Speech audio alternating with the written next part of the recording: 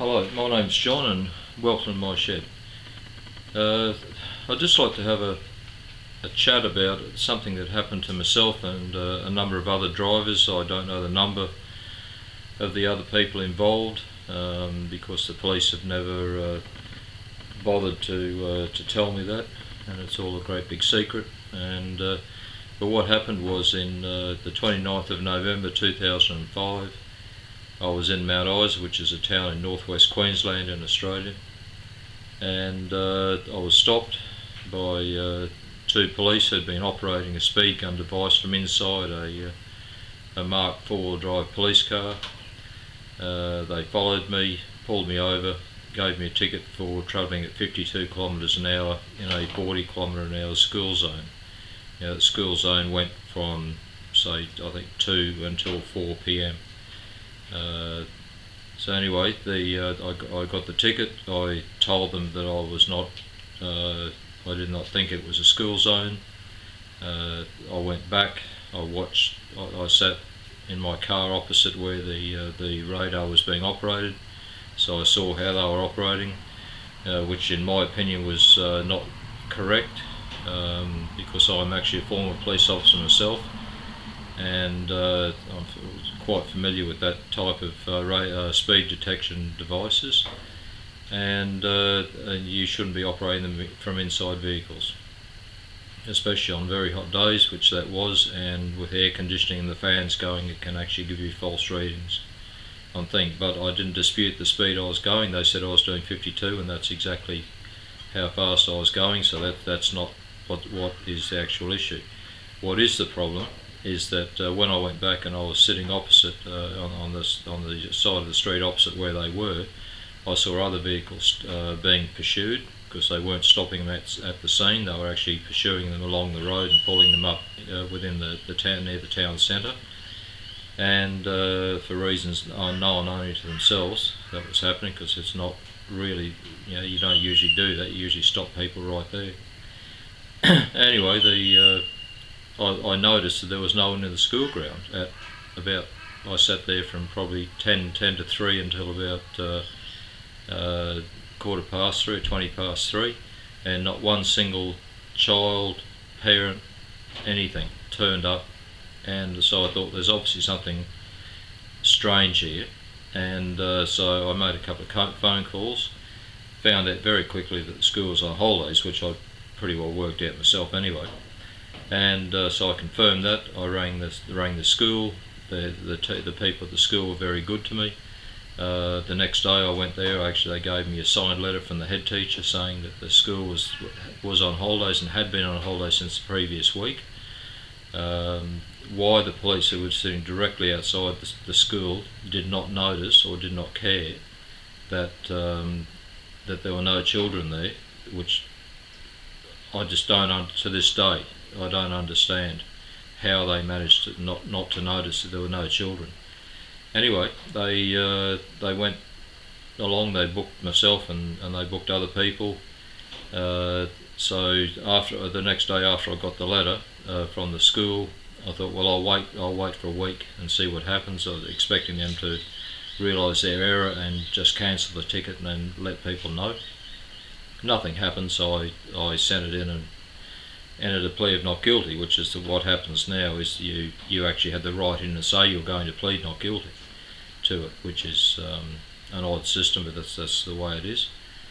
And so roughly 4 months later, I got a summons to appear in court. I drove from Townsville, which is a round trip of roughly 1,800 kilometres, or about 1,100 miles, and to attend the court. When I appeared in court, the prosecutor decided that he would have a bit of fun with me, and started telling the magistrate that if I was contesting the accuracy, or he actually said contesting the calibration of the speed detection device, that he would have to call an expert witness. Now, on my YouTube page, there is another thing discussing this matter about what to expect if you get a speeding ticket, and that's partly related to this issue. So what he said was that if I went ahead and continued with my defence of the allegation, against the allegation, that they would fly in this expert witness from Victoria, and which is another state of Australia, and it would cost me around $4,000 for this person to come and give evidence. So, having the knowledge as a former police officer and radar operator myself, I was more than happy to take him on. And while he was talking, he was quite jovial with the magistrate, not with me. He took an instant dislike to me, because they see anyone who pleads not guilty as the enemy. They don't see you as a person exercising your right to under a democratic process. And on that subject, don't get me wrong, I'm not a lunatic sort of anti-establishment person. I'm just someone who believes that everyone has the right to defend themselves against an unfounded allegation, and I wish more people would do it, because if they did, it might smarten a few ideas up within the government and the police and the various departments, because the judiciary, the police, the government, everywhere, it's all geared up for them just to carry on their happy little way, get paid a lot of money, and for basically doing nothing. And we live in a time where if you decide to plead not guilty, you are seen as a bad person, and that is not the way it's supposed to work. And that's that's just the way I am. I think one of the smartest things I was ever told when I joined the police, when I was at the academy, from one of my instructors was trust no one, believe nothing, and question everything.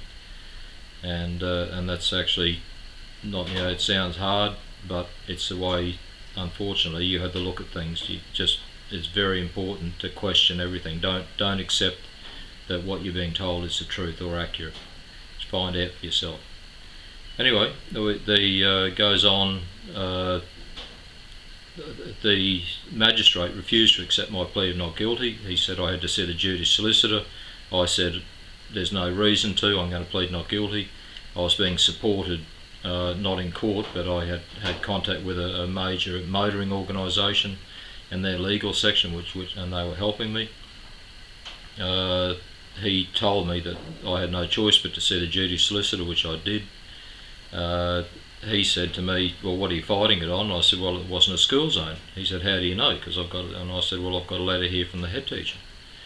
And so he looked at it, and he was pretty surprised. And he said, well, have you shown the prosecutor? And I said, why in the world would I show him? He's out there to get me. So anyway, he said, well, you have to show him. And I said, no, I'm going to plead not guilty. When he goes to hearing, I'll produce it then. He said, no. He said, the magistrate will take a very dim view of that.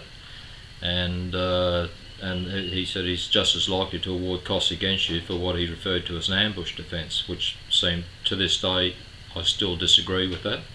Anyway, he knew the magistrate better than I did, and the magistrate certainly didn't seem all that keen on hearing my side of the story. So anyway, I showed him the letter, he showed it to the prosecutor. About 15 minutes later, he went back in the court. The prosecutor had just about lost all the colour in his face. I thought he looked like he was going to vomit. He was that knocked around that after he'd seen this letter, and he could see his case going out the door very quickly. So anyway, the magistrate said, well, I see you've driven here, from Townsville, so you're not required to come back for the hearing. And I said, well, I'm happy to, I want to be here. He said, no, they won't be necessary. The duty solicitor will let you know what's happening. So roughly a month later, I get a phone call from the duty solicitor, and he says, well, it's all over, they've withdrawn the prosecution. I said, okay, what about compensation? He said, they didn't order any compensation. I said, what about the other drivers who were affected? He said, no ruling about that either. And I said, well, surely, I said, even if I get paid petrol money and something for the fact that I've been preparing for this for 3 months, like I've put an awful lot of work into it, and for different directions of defence, not just the thing about the letter.